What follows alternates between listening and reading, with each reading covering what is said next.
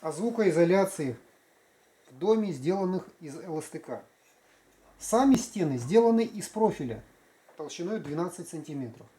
Дальше к этому профилю прикрепляется обрешеточный профиль с этой стороны толщиной 2,5 сантиметра. И к ним прикрепляется лист гипсокартона. В несущем профиле скрыто 3 слоя минеральной ваты. Это делает возможным уменьшение звука, это делает комнаты тихими, и тогда, когда снаружи идет шум, например, лают собаки прямо как сейчас, мы их не слышим.